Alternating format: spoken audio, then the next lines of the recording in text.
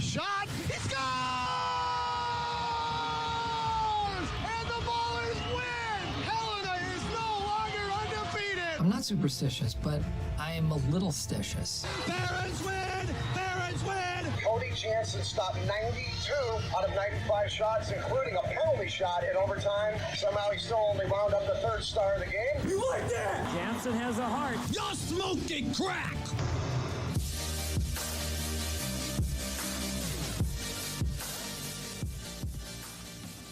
Let's get it going. No time to waste today.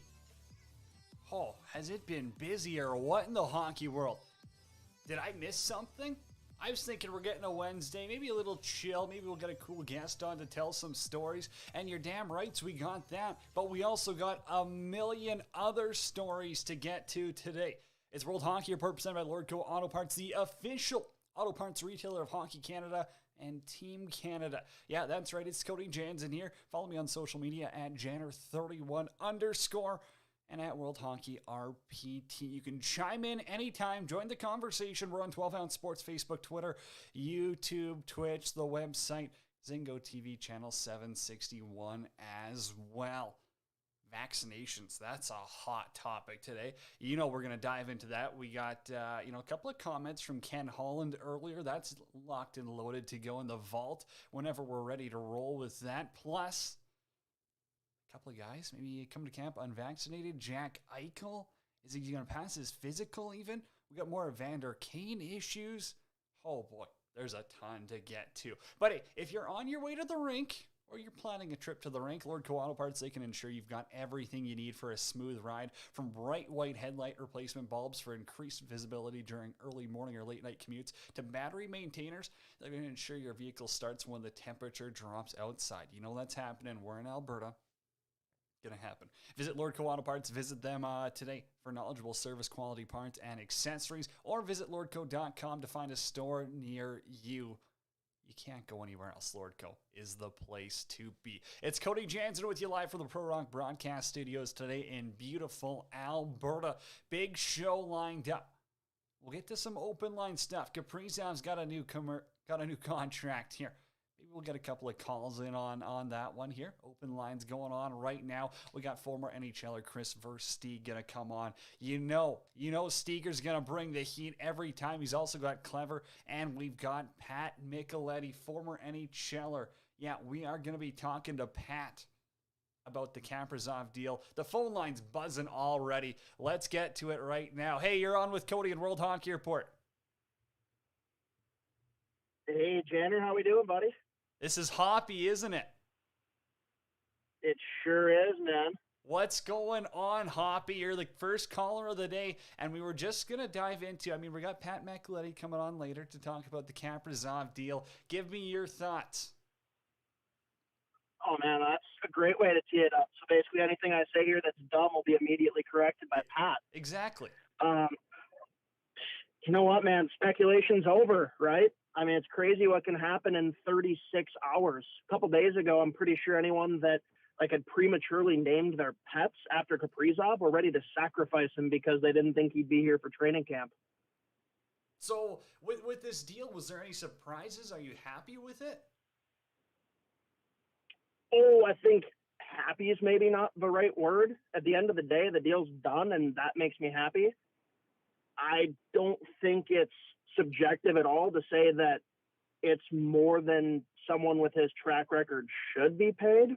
But at the end of the day, he's a pivotal player moving forward for this team, and they had to get him done, and they got him done for the 5 years that Guerin needed to get him done for. So they get him for a couple of years that he would be a UFA as well. Does that make you believe in, especially how he's got a no-move clause in those last 2 years, which means they can't dish him out at the deadline? Does this make you think that he wants to get to UFA status and get the hell out of Minnesota?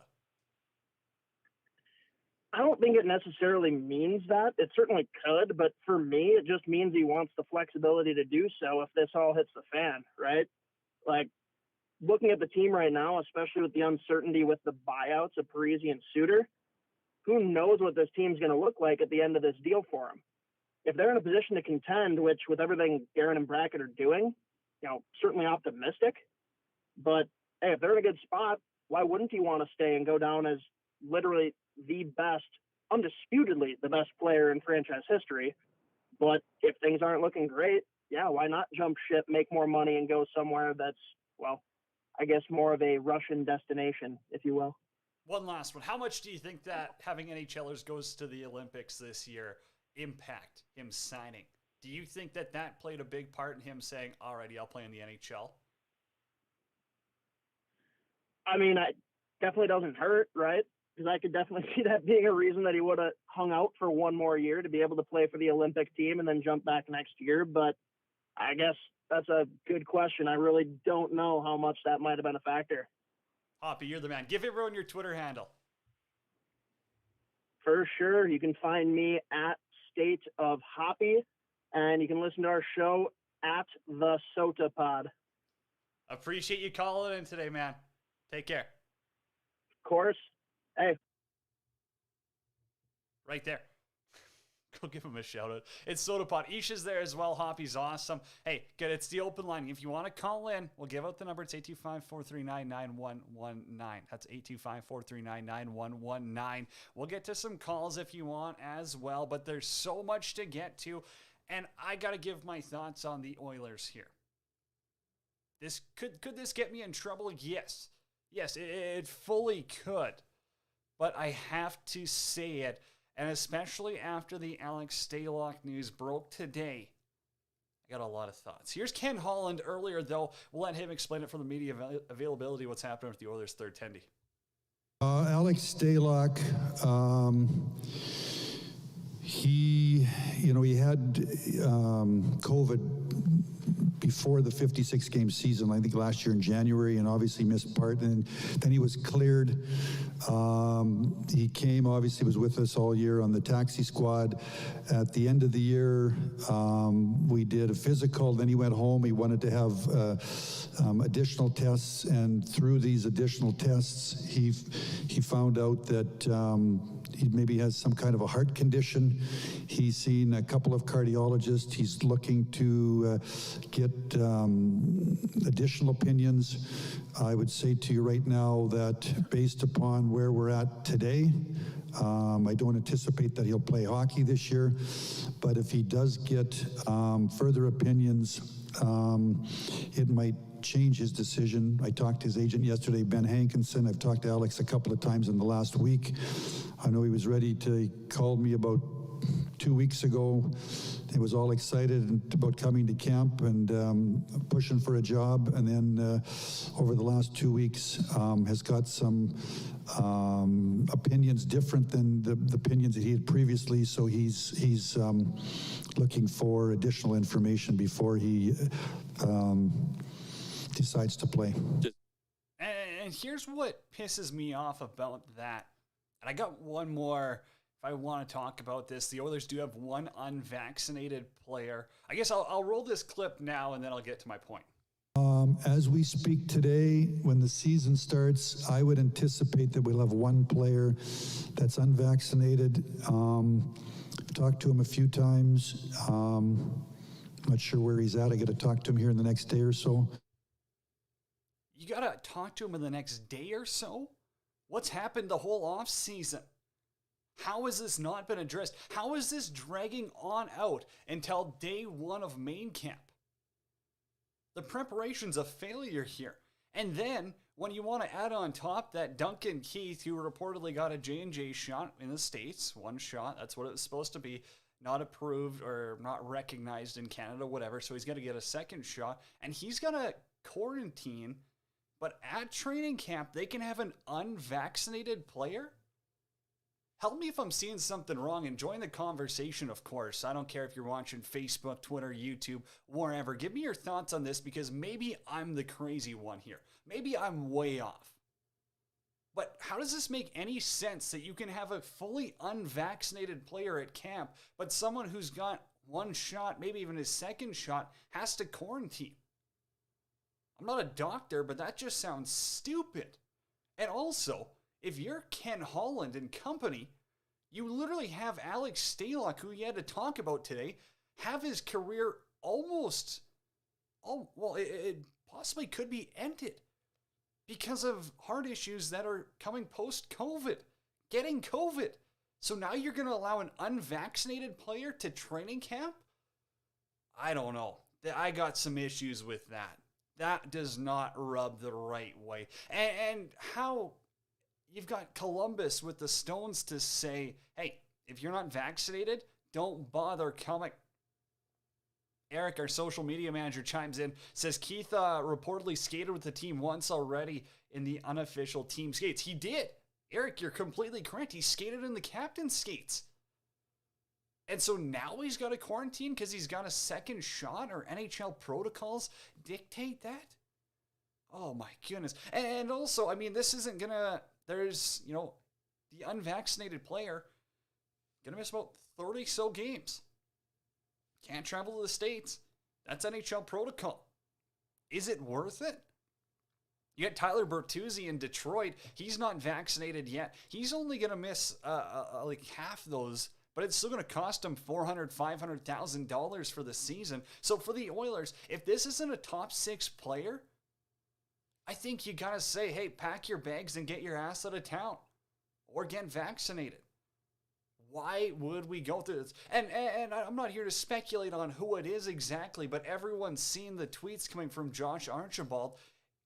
No matter what side of the spectrum, sure, you may not be fully comfortable with it, but again, you've got a job to do, and the NHL's private business. They can mandate whatever they want, and you have to follow through.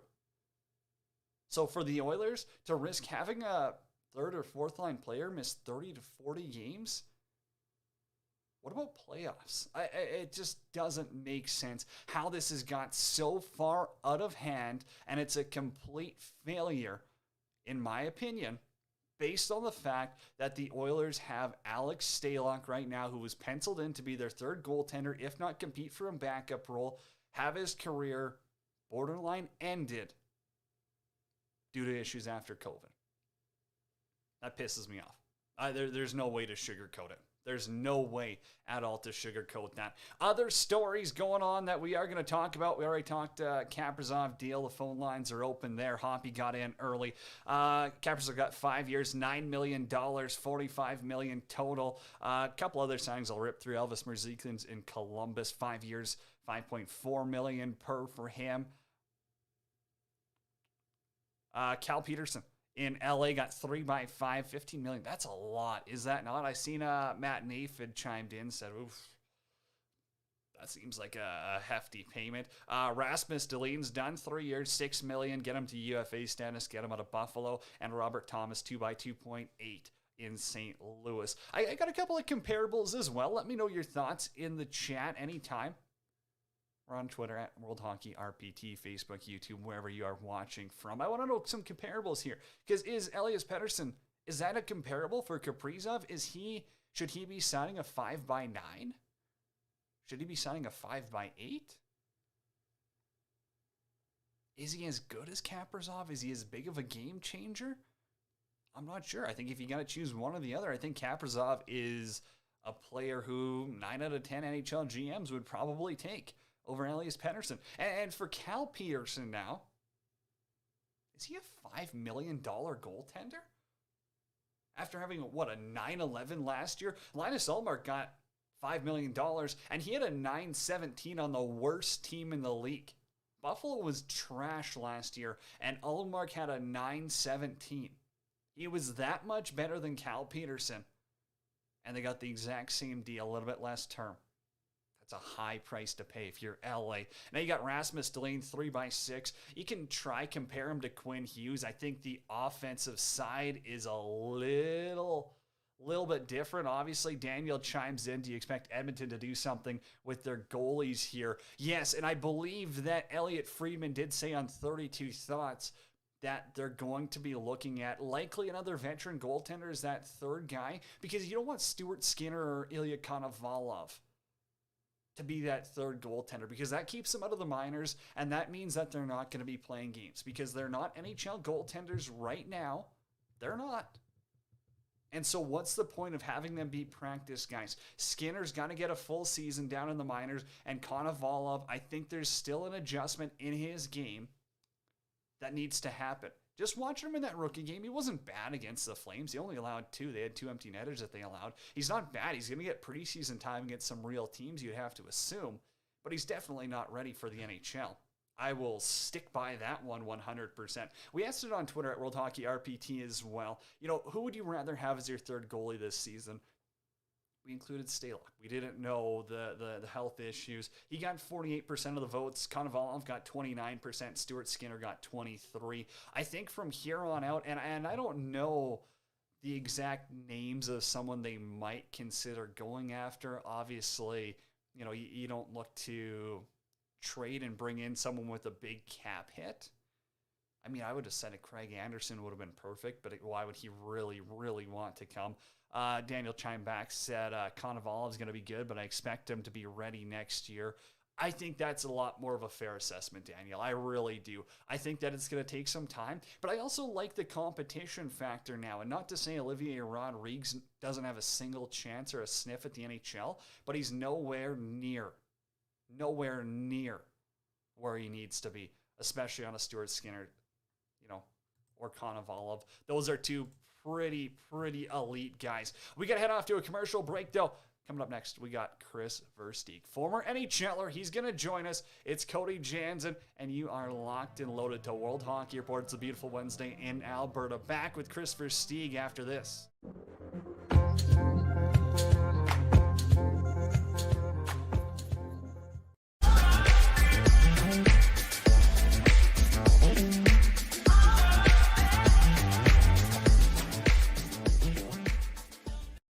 Sport Travel Tours is the official tour supplier for the Spengler Cup Ice Hockey Tournament in Switzerland. Nestled amongst the stunning Swiss Alps is the exclusive resort of Davos. This December, teams from all around the world will compete in the world's oldest invitational hockey tournament, the Spengler Cup. Sport Travel Tours packages include incredible hotels, amazing tickets, and a New Year's Eve party in the mountains to remember. Check out sporttraveltours.com today.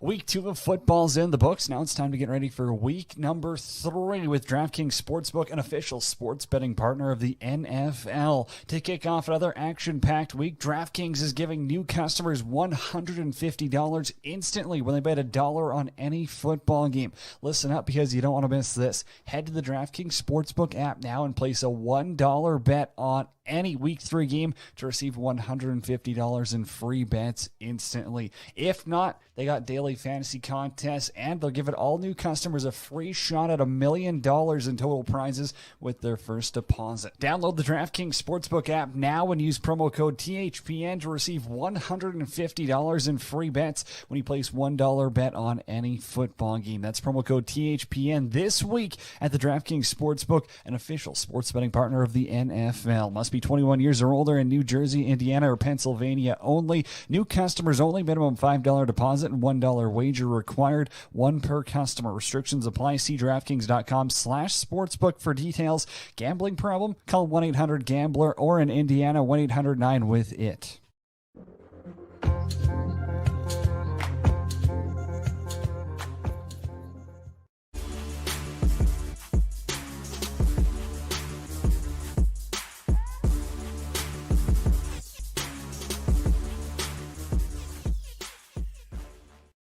All right, so we'll talk your person by Lord Co. Auto Parts. Cody Jansen with you here. Joy, former NHLer. two-time Stanley Cup winner Christopher Stieg joins us. Steger, how's summer been? It's been good. I got my kids hockey going now and my company and a lot of things. So it's been a busy summer, but it's been great, especially just to see kids back playing again where they should be on the ice, being around each other. It's been an amazing few weeks seeing all that. So all in all, summer's been great. Maybe even a little busier than when you were playing, eh? No. Okay, yeah. Hockey-wise, I gotta ask you. I'm up by Edmonton here. I'm dealing with Oilers fans every day. You could be the most popular guy in hockey media in Edmonton based on the way you talk about the refs. Hey, do you ever think the NHL is going to change how they ref their stars? If they want to go to the next level, if they want to take their business to the next level, and if they want to promote their superstars, which they should be already at the next level, then they have to change. They can't keep this way of allowing superstars to take punishment, their careers getting ended early, whether it be through concussions or issues. Obviously, it's a lot better today than it was when I started, way better, not even close. It still has got some room to go. But when I say protect the superstars, it's because before every game I played in and every hockey player, if you're playing against a superstar, the first thing you talk about in the room is going after them, getting in their way, bumping them, getting them off their game. And then after that, it comes down to just playing your game. You're not focused on the fourth line or third line. You're focused on those stars. They take more abuse than anyone. And the NHL needs to do this sooner than later. These superstars, I've been saying it forever, we're only seeing 70%, 70 and 80 would be at the high end of what they actually can do. We need to let them go to another level, which would bring our game to another level. It would bring out their personalities more because they know that they could play their game actually without being hampered all the time. So I think there's a long way to go. It's still a long way to go. It's better than what it was, but it's what the league needs if they ever want to take that next step. Well, if we're at 70%, then I'm afraid Connor McDavid might have a 200-point season and really flip the league on its head again. Hey, that's enough of the media side, though. I want to dive into you a little bit. What was it like growing up in North Lethbridge with Mitch? Were you guys just running around being rascals the whole time, or what happened? You guys just started dominating hockey, and you're like, hey, I think I got a career in this.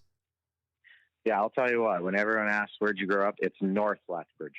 I grew up in North Lethbridge, on the north side, and it's pretty much what shaped me and my brothers here today. So I just even remember talking about, like, I watched my kids play street hockey, and I was like, oh man, I remember when the ball went on the grass, it was full contact, right? Full contact on the grass. There was me and the neighbor, Kellen, this kid was a tough kid. But anyways, it was full on brawls on the grass every day. Our parents coming out, kids crying, fighting on the lawn because someone got rocked too hard. It was crazy how different it is. But it's what shaped me today, growing up in that part of town. I have so many great friends that are still back on the north side. And I loved it. I had an incredible childhood. Okay, so, once you go through juniors, you're kind of going, hey, yeah, I'm pretty damn good at this. You take a quick little rip in the American League, go over a point per game, not a big deal. But what was your welcome to the NHL moment, Chris? Like when were you you're sitting there, you're on the ice maybe, and you're going, holy shit, I'm in the NHL. Yeah, holy shit was the words exactly. It might have even, I don't know if I can use an F-bomb. Oh, yeah, you can. This is a free platform. Yeah, it was holy fuck. I am lined up next to Jarome Iginla. There's still a picture. There's still a picture in my basement at the face-off. I was on the ice with Robert Lang. I remember it was my first ever game in Calgary, so basically my hometown, with all my friends and family there. And I just remember, I'm here. And I remember standing next to Iggy, and he looked like a video game character almost. It almost didn't seem real. I was like, is this actually him? And then he gave me a cross check off the face off. I'm like, oh man, I just got cross checked by Jarome Iginla. It was an experience that was almost an out of body. I can't really explain to you what I felt. It's like when we grew up, there was the only time you could watch NHL highlights was like every 30 minutes to an hour. You'd have to sit on Sportsnet, TSN, or The Score and wait, right?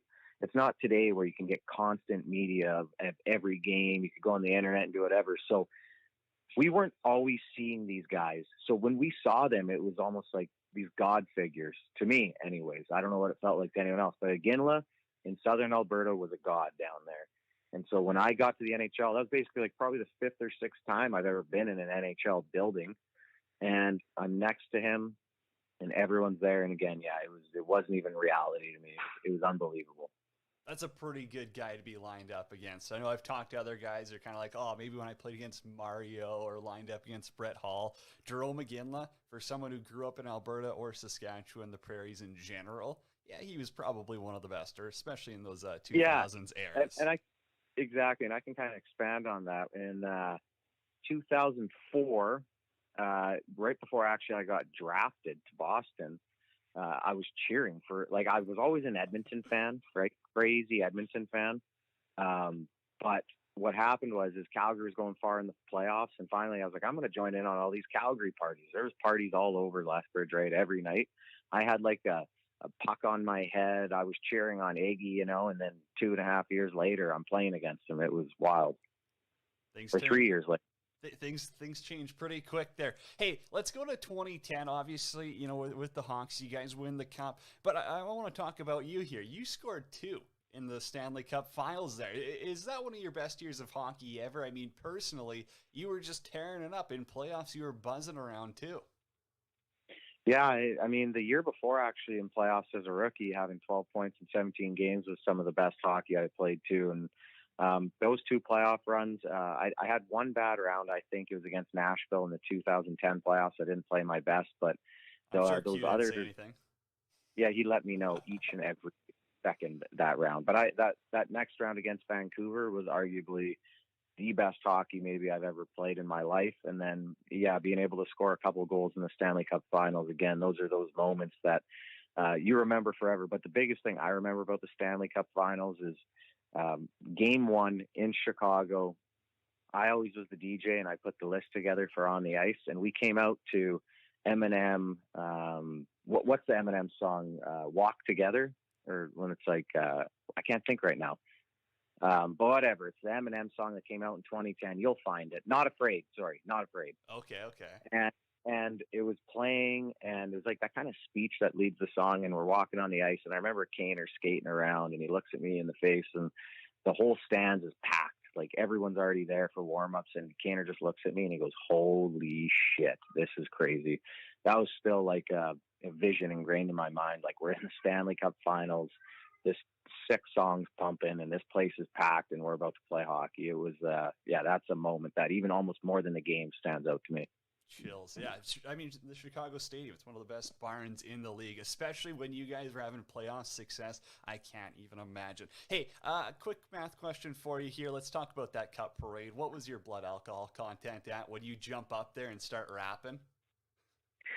Yeah, let's just say I was hurting a little bit, and I remember doing it at the time. I was like, wow, this is like I'm rapping in front of literally 3 million people. And then after that, I remember I went for a nap, and I woke up, and all my buddies are like, what did you just do? And they're like, it's on, I was on, I think it was Twitter or something. It was on everywhere at that time. And they're like, do you even remember? I was like, yeah, I remember. Was it a great decision? I don't know, but it ended up looking pretty funny in the end. Oh, that's great. That's awesome. Hey, let's dive into that bag now. I got to get a celebration story. Come on. I know you're rolling with Vince and those guys. What was it like after you win the first one? Yeah, that first Stanley Cup was wild. And I remember we went to this rooftop party. I can't remember which bar it was, but we're all just sitting there as a team having drinks. And obviously Vince was there with us. And I knew Vince's wife a little bit because she's actually from the prairies. Her family's from Vulcan, and I knew some mutual friends. So that's how I actually got to know Vince, was through some mutual friends through his wife. And he ended up coming to the party that night. And the hat that I wore when we won the Stanley Cup, so the one on the ice, I wore it for like 2 straight days. I actually gave it to Vince. So there's actually a picture out there somewhere. I still have it. Vince wearing the hat that I gave him that I wore on the ice. I wonder if he still has it today. I haven't talked to them. My wife still talks to his a couple times a year, but I'd be actually interested to see if he still has it today. Not bad. Okay, I mean, I brought up Q in a joking way already, and we got to get one of those stories, because the one that sticks out, I don't remember where I heard it, but it's the through the legs one where you tried it, and he was not having any of it. And then, correct me if I'm wrong, but I think it might have been with your time in Chicago or someone else, but you did score a through the legs goal, didn't you? Yeah, I think I scored 3 in the NHL. Oh, geez, okay. Florida, Carolina, and Chicago. So, yeah, I remember this is 2007, remember. So it's still a little bit of the old guard. And I'm coming down the ice on a one-on-one, and I kind of take it wide, and I'm going at full speed, and I put it through my legs almost on my offside, and it actually goes off the crossbar and out. It was like a really hard shot. I was like, wow, that was sick, you know? And I kind of remember thinking, I'm like, I'm going to get on TSN if that goes in. Like I was like, again, a rookie thinking like that's a big thing. And I kind of hear he's on the bench. He's like, did he just do that? Did he just do that? And so I was like, I come back to the back bench. He's like, Steger, what the fuck? Junior shit. And I'm like, what are you talking about? He's like, don't you ever try that again? And I'm like, okay. So the period ends. He brings me into the hallway and he starts screaming at me about being junior shit again. We end up, this is against the Avalanche. That was period 1. So the game ends. I think it's over. We get to the rink the next day for practice. He goes again. He shows the video, me shooting it through the legs, hits the crossbar out. All the guys start laughing, right? Again, he's like, Steger, no, that's junior shit. Now he's like, I don't want to see anyone do that. Steger. And he's yelling at me again, calling it junior shit. And then all of a sudden practice starts. And the first drill, I remember we're doing like this like line shooting, and Kane and Bufflin are shooting the puck through their legs just to prove a point that they can and I can't. So it was, those are fun days, but it was, man, he yelled at me for probably 24 hours straight. Now, who gave a better speech, Q or Chris Barch? Yeah, Chris Barch actually gave a good one too. He just went around the whole room and ripped everybody. That was, I think it was on Missing Curfew. Me and Uppy were telling it. We were in a bit of a losing streak. We ended up winning the division that year and losing in double overtime game 7 against New Jersey. We went to the Cup Finals, but it was probably, I don't know, 3/4 of the way through the season. We were struggling, lost a few games in a row, and Barch came around to each guy on the room and just ripped them. And then he came to me, I still remember, and he drew, like, he took the marker and he went to the boards and he drew about 10 feet inside the blue line and and the whole neutral zone and 10 feet inside the other blue line. And then he like scrubbles it all in. He goes, Steger, are you a top 5 player on your Stanley Cup team? And I'm like, no. And he goes, well, then stop making fucking plays in this area. Stop making plays in this area. And he's screaming, you know. But I remember he went around to each guy in the room except Joe Vinosky and ripped them a new one. It was comical. But after that, we actually went on a heater, and we won the division, and we lost first round, but it was a great playoff series. That's hilarious. Hey, I've got to ask, because I got to hear your side of the story, or your story. You can probably tell it. Okay, you got to walk me through. You're in Toronto, and some guy goes and he spits on your car, or he scrapes your car. What happens there with this whole vandalism story? You got to tell it. Well, it starts off with I'm struggling in Toronto the first 10 games. I might have had like 1 assist. Oh, no, I had 1 goal and 1 assist in my first 10 or 11 games, and like struggling. And they thought they got Doug Gilmour, and they got Doug Glatt, basically. So I remember I lived in this high rise, so it's like underground parking. And I come there the one day and people wrote in the dust, you suck, fuck you, all this. And I'm like, oh man, this is Toronto. I come the next day and I had a matte black wrap, so on a Audi R8. And so luckily it wasn't paint, but they were carved into the matte part with the key saying you suck. And then they spit on my windshield, and they like carved in, or they wrote in the paint or the dust and everything. So they were like carved all over it. And it was like, fuck you, you suck, and all this. So anyways, I get to the rink that day. I'm like, someone's spitting on my car in my parking garage, And Dion Phaneuf, everyone thinks it's hilarious. I'm like, yeah, it's kind of funny, but like, good thing I have a wrap on there and not my paint, right? So anyways, the media happens. I'm getting interviewed that day. They're probably asking me how brutal I was so far to start the season. And Dion comes in, and Dion's like, Steger, how's your car? How's the spit on your car? So all the media all of a sudden turns around. They're like, what's going on? And Dion's like, yeah, his car got spit on and keyed this morning, So the media tells me, I never wanted to tell them. Yeah. And then the media is going off now. And I'm like, yeah, my car got spit on and keyed. Like, what do you want me to do? And it goes, next day I turn on the TV, and I think it was OTR, and I can't remember. There was someone. And I think I know exactly who it is, but I remember them saying, "Oh, he's complaining about his $150,000 car getting spit on and keyed." And I was just thinking in my head, I'm like, you moron. Like, you moron. Like, I don't care if that was a $5 car. If you get anything of yours spit on and keyed, I hope you'd be pissed off. And second, I didn't bring it to the media. Dion thought it was funny, which it ended up being funny. And, you know, Dion being funny as he is. But, yeah, I was like, I can't believe they're just rinsing me on that. And that's where I remember I went back to the meeting. I'm like, well, how would you feel if you got your car spit on and keyed and then that didn't work in my favor? Because they're like, look at him bitching about it still. So. Okay, I got one more about Toronto. You lived with Phil, right? That had to have been a riot. Yeah, Phil was my roommate. He was he's one of the best guys I've ever played with. Just salt of the earth, one of the most caring people. I still remember when I got traded. Sorry, my daughter's yelling. I still remember when I got traded, and you know, he called me and he was pretty emotional, you know, and he's like, man, you know, it was great being your roommate. So I still remember that kind of connection we had. We had a great connection. We also knew each other from our time in Boston when he had testicular cancer and he had to come down to the minors and play with me and David Krejci on the line in the A for a few games. That was a fun few games, to tell you. But so we had that connection, and then just every day was comedy. Every day. I told the story a few times already. We're in Pittsburgh, and he would always put the blinds shut with a clothes hanger, and the clothes hanger fell off in the morning, so the sun was peering through the blinds right in his face. And he's like, "Oh my God, Steger, turn the lights out, turn it." I'm like, "Fuck, Phil, stand up and put the clothes hanger back on." You know, that was just that was daily stuff going on with him. That's a great impression right there. Okay, I got two more for you. One, Spangler Cup. You got to go play in that. You know, it was a couple of years ago now. Obviously, it's one of the coolest tournaments in the world. We're partnered with Sports Travel Tours. They're taking a group there. We'll talk about that more later on. But Spangler Cup, what's that like as a player? What was that like being your first experience, I'd assume, in Davos? And, I mean, what's the party like there? It's a scene. Yeah, that was an unbelievable experience. It was actually great because our team had a lot of players in very similar positions. A lot of players that played between probably 6 and 12 years in the NHL, Upshaws, Andrew McDonald's, a lot of guys. So we all knew that was our last big event and pretty much most of our last times ever playing hockey. So I went into that tournament thinking I'm going to lay it all on the line. And we did, and we spanked everyone. I think we only allowed 4 goals in that whole tournament. We outscored every team by 4 or 5 goals.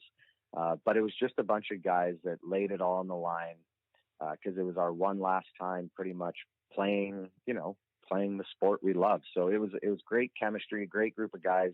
There was a great party after we won, but I broke my foot in the gold medal game, and everyone was flying me around Davos on this slide. It was like a sled, so I was getting pulled around Davos from bar to bar on this sled. But yeah, what a great party afterwards. It was a lot of fun, and it was just great to be there. I flew my parents out, my stepmom as well, my stepbrothers. Who else was there? My 2 brothers. It was a great time. All my family was there. Just knowing that was the one last big hockey experience. But yeah, you're going to have a heck of a time. Sure, there's a lot of water left over in Davos after that trip there. I know the Hockey Canada lets the wine flow a little bit. Now, I'd be remiss if I didn't ask about playing for Bob Hartley in Russia. I mean, come on, you have to have one funny Russia story for everyone here. Well, I mean, I got bag skated a lot by Bob. His practices, I could not believe how hard they were. And I was coming back. I had shingles, right? I got so sick when I got to Russia. I had some stomach virus for the first 3 weeks, lost probably 10 pounds. And then I got shingles, and it was tough. So I remember that week trying to come back to play. I got bag skate. I remember I flew into, I think it was Salvat, Yulev. It's like a couple hour flight from Moscow. Get off the plane, right to the rink. Hour and a half bag skate down and back, probably the hardest bag skate of my life. I remember I was crawling off the ice in Salavat, Russia. So that was one story of Bob, asserting his dominance on me. That's when you're like, yeah, I think I'm just going to go to Vecqua and enjoy Sweden for a little bit here. Hey, Steve, Yeah, we got to I talk didn't about have Clever. that. I know I've kept you for a while. We got to talk about Clever, what you're up to. This is awesome. Hey, I know everyone loves you on Sportsnet as well, but you got something else cool. So let's talk about this business venture here and what you're doing with that. Yeah, so I still plan to do Sportsnet, radio and once a week on TV, but Clever's pretty much my heart and soul right now. It's something when I was done hockey, I didn't know what I was going to do. So a lot of parents, especially in the age of 10 to 15, wanted to send me clips of their kids that I could annotate and edit them and send back to them just to teach them things, right? So basically, I got together with a partner of mine, one business partner, coach of the Kelowna Rockets, and my one brother, and we started to envision what we wanted Clever to be, because there was no tech out there that allowed us to do exactly what we wanted to do. And so we designed this camera function that allows us to catch the quality moments. And we also have a super simple edit studio and the easeability of sharing. So that's when you look at Clever, you see clip, edit, share. It's just a flow function that allows a parent or a coach to do something simply and easily, very efficiently. So it's an exciting venture. We're going to be launching, hopefully, we're shooting for the end of October to get it to the public. We currently have 280 beta users because we've kept the pool small just to gather data on different types of users, how they use it, where they use it, when they use it, and also between the coaches, parents, and athletes, the differences that the way they'll use the app. So if you do want to, ever reach out about the beta users over the next month and a half before we launch, just have everyone reach out to my email. You can put it in a link, Chris_V@klevr.ai. But this is something where I really wanted to give back, especially to the youth sport community. This isn't just for hockey. We're going to market through hockey, but this is for every sport. We have rodeo on our app already. We have soccer, baseball, hockey, rugby. We have numerous training types of training activities. So it's a youth sport app for everyone. And we actually already have a couple pro goalie coaches using this as well, just because the ease of use factor about our app. So it's been crazy. We shot for a youth sport market, but we've seen to be a lot of people in the pro market are using it for individual skill basis analysis as well. So I know this is a lot to take in that I just said, but it's I'm so passionate about it, and I'm so excited for everyone to see it soon. You're an Alberta kid when you put rodeo second to hockey. That sticks out, Steger. Yeah. Hey, man, I appreciate it. Anything else you want to plug? You got to plug here while I got you. I know, obviously, Clever's going to be coming out. You said hopefully soon. Anything else you got in the works? No, that's pretty much it. We're just every day on Clever, focusing on the tech, and then we're going to be going into a seed round raise for our company at the end of October, and that's where we're really going to try to take Clever to the next level. But yeah, that's just right now. We're so focused on tech, and then obviously for myself, with Sportsnet and hockey starting back up, I'll be focused on that as well. So it's going to be a busy few months, but it's exciting times. Unreal. Well, hey, Chris, we'll connect down the road. Thank you so much for your time. I appreciate it. Amazing. Yeah, amazing. Thank you for the call.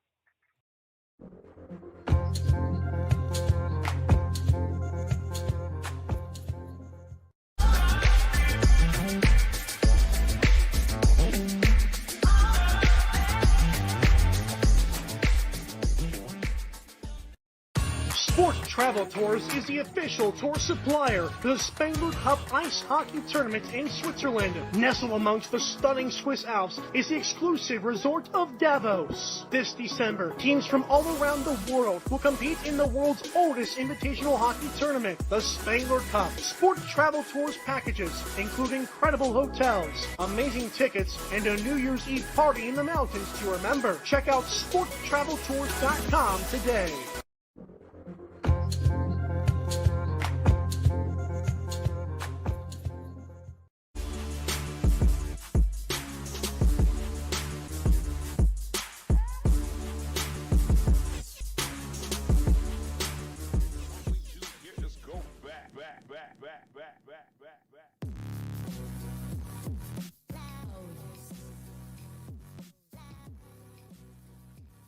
World Hockey Report. Cody Jansen here. It's presented by Lordco Auto Parts. Find a store near you at lordco.com.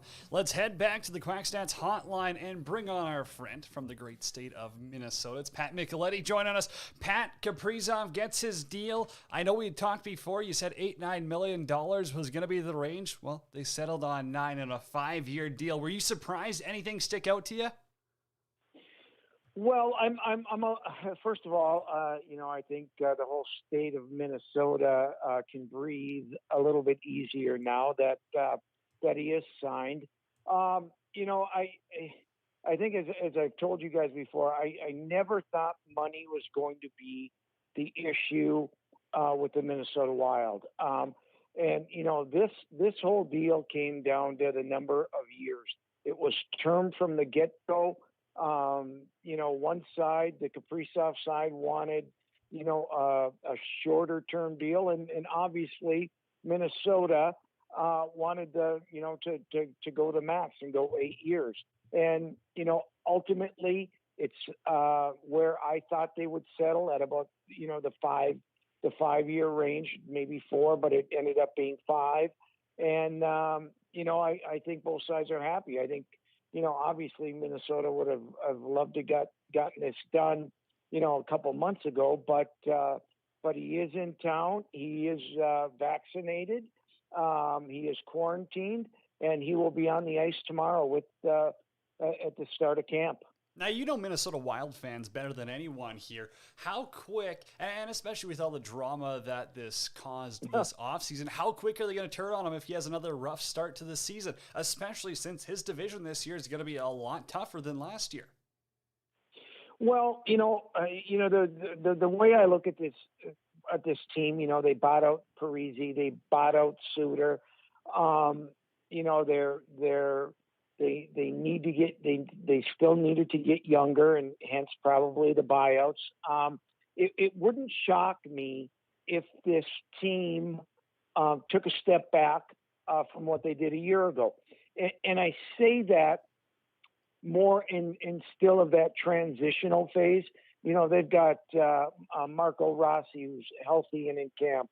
They have Matt Boldy, their previous number 1, in camp. And those guys are gonna really push for spots, and they're going to be a better team a year from now because those guys are going to get the experience that they need. You just don't see many young guys coming in and being a major force of a team, and so it's going to take some time. I will tell you, they will compete like they did. They have a different attitude, as I alluded to with you before. I think they'll, I don't think they'll be as good as they were a year ago, but I still think they're good enough to make the playoffs. Now, with the way his contract is structured in years 4 and 5, he's got a no-move clause as well. Obviously, the Wild bought a couple of UFA years off of him. Do you think that that's put in place so that he can guarantee himself to go to UFA and, if that happens, likely get out of Minnesota? Do you think that's the reason why? Maybe, obviously, he avoided an 8-year deal, but also his agent threw in the no-move clause in those last couple of years? Well, there's a little give and take. The agent wanted a bonus, and in lieu of not giving him a bonus, only one player in Minnesota Wild history under Bill Guerin has gotten a bonus when he signed, and that was Jared Spurgeon. When he signed his deal a year ago, he got 15% of his total contract, which was about $8 million in bonus money. So, like I said, in lieu of not giving him the bonus, they gave him the no move. Listen, they're just happy to have him signed for 5 years, and they treat him very well here. He loves it here. The fans love him here, and we're just going to have to see how things shake out. After the 5 years is over. I mean, if they're close to winning a cup.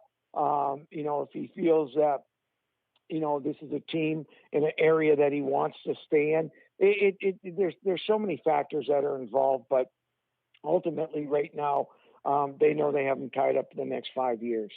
Now, Pat, I got one more for you because my text line's going off here, and if I don't appease the goalie fan community, they're going to be pretty pissed off at me. But Kakinen in net there. What's your expectations for him for this upcoming season? Well, I think he'll play the same role he did last year. Cam Talbot was terrific for Minnesota, and he'll be the number one guy, and he'll get the majority of the work. And if you recall, when Cam Talbot went down, he had COVID, he had another injury. Capo came in and played. I think he won 9 in a row. But then he got to a point, and I saw this when he was down in Iowa. When you play him too much, he gets awfully tired, and his body is still growing and maturing. But he's a hell of a backup, and I'm sure he'll get his 25, maybe 30 games in this season, and he still has room to go. He still has room to grow, and will eventually be a number one in time. But I know they're very happy that he'll be back also with this team. For sure. And I got a quick one for you. You're a college hockey analyst as well. Does anyone touch Michigan this year, or do you think they're going to be kings of the world? Well, I tell you what, you look on paper, and you guys know we don't play the game on paper, right? But you look on paper, 7 first-round draft picks. They're young kids still, and they're all going to play in the NHL. They're all great players, but you have to mature. You have to get bigger, stronger, all of those things. Listen, they're certainly going to be in the mix as one of the top teams in the country. That does not guarantee you winning the national championship. I look at a team like St. Cloud, who got to that game last year. They were young. They've got everybody back. They don't have the high-flying names that Michigan or Minnesota or Boston College does, but they're going to be a team that's going to be one of the top teams in the country. Listen, guys, this year in college hockey is going to be one of the most competitive that I've seen in a long time, just because of the fact that it gave guys another year to come back, and you're older, you're more mature, and then along with your some of your younger players, it's going to be a really good season. Pat, thank you so much for your time today. Always appreciate your insight. You're the best. Thank you, guys. Anytime. Pat McLetty right there. College and NHL analyst, former NHLer as well. Get some insight on Kaprizov, get some insight on Kakinen, Talbot, the whole Minnesota Wild shebang. I'm not sure. Are they a 4th seed when it comes into the playoffs this year? Are they one of those wild card teams? Will be interesting to see. Join the conversation as always, whether you're watching 12 Ounce Sports, Facebook, Twitter, YouTube, Twitch, World Hockey Report. Follow us on Twitter at World Hockey RPT. I'm there personally at Janner31_. Now it's time for the not so fun conversation to have, and we got to get to it because it is important that it gets talked about, and that's Evander Kane. And why has he not been suspended by the San Jose Sharks or the NHL right now? Yes, they are allegations right now by his wife. And I'm a big believer in, trust the victim. But for Evander Kane to still have a chance to play hockey this year while being under investigation, and this isn't just investigation for gambling. This is a million times bigger when you come out with sexual assault, abuse, potential rape charges. This is a million times bigger than gambling. You can't compare it. Gambling is in the back seat right now. And the fact that San Jose, the Sharks, haven't placed him on leave. And don't give me this whole, innocent till proven guilty. Look at what Vancouver did with Jake Virtanen. So you can't tell me that this hasn't been dealt with in a similar fashion before. Vancouver was proactive with it. San Jose is sitting back, hoping this gets swept under the rug, and these allegations, they keep getting worse and worse. So for the hockey community to stay silent on this, for as many major media members to stay silent on this and not pressure San Jose a little bit here, I don't know. I got issues. Let me know, though. Join the conversation anytime. Hit us up. we don't really have time to open up the phone lines here. But hey, everyone knows Chris Versteeg. That was an awesome interview. Really appreciate him taking the time. Go check out Clever once it is out. I'm on it early. I don't know if I'm supposed to say that actually, but I got on Versteeg. Steger hooked me up here. I got on it. It's incredible. I'm telling you, this app is going to change the way. I'm not a TikTok guy or anything. It's kind of like that, kind of like an Instagram. But, it's the place to be. If you're a coach, if you're doing training, if you're a media member, this thing is going to take over. There's already some awesome content being posted. And once it's released to the public, it's going to blow up. So Chris and Mitch Versteeg, $1 million idea, right? Millions. I don't want to shoot them shy. It's huge. And he was brought to you by Sports Travel Tours. Everyone knows my favorite hockey tournament of the year is the Spangler Cup. Starts on Boxing Day, just like the World Juniors, but it's got a little bit of a different flair to it. And the great people at Sports Travel Tours want you to experience it as well. Different packages available, and you can check them all out at sportstraveltours.com. It's Cody Jansen with you live from the Pro Rock Broadcast Studios in beautiful Alberta. World Hockey Report presented by Lordco Auto Parts. I've already given my thoughts on the Oilers, thoughts on how they're letting down their team. They are, in fact, letting down their team by inviting an unvaccinated player to take part in main camp when they had a roster member miss significant time and possibly have his career ended, likely have his career ended by post-COVID symptoms and heart issues. Who takes the fault for this? Let me know. I'd love to know your opinion. Am I overreacting here? Am I the one blowing this out of proportion? Because freedom of choice, you're right, I don't care. I don't want to see anyone's hockey career ended because of a choice you make, especially when it comes to vaccinations. Also, this one's just coming out here. The Vancouver Canucks announced that players and staff are scheduled to be fully vaccinated against COVID by opening night. Good for them. You've seen it. I think Tampa Bay is also one of the teams. New Jersey isn't 100%. They've got one unvaccinated player, I believe. Boston, they're 100%. I don't know. I mean, this is from Todd Reynolds, who represents Tyler Bertuzzi. He said he's not going to disclose the reason why his client has declined to be vaccinated. If the player wants to address the reasons, that's fine. But we see it as a private medical matter, so it's no one's business. Well, it's the NHL's business. They're the ones that employ him. We'll leave it at that. Huge thanks, though, to everyone who chimed in. Our social media manager, Eric Krause. Our lead producer, Bryce Buns. Adam Urbanchuk, regular World Hockey Report contributor. And, of course, to our guest, Chris Versteeg, former NHLer. He was awesome. That was a blast. Pat Micheletti as well. Can't appreciate his insight and the calls at the start. Hoppy hopped on the line. Got us in. Go check out his podcast, The Soda Pot. That's going to do it. Hey, we got a world champion on the show tomorrow. I guess I should probably tease that too. Yeah, she wore the red and white. She won gold. She was one of the standout players of the World Championships. No big deal. You're going to hear from her tomorrow on World Hockey Report. You don't want to miss it. Same time, same place. And as always, everyone, be kind, be better.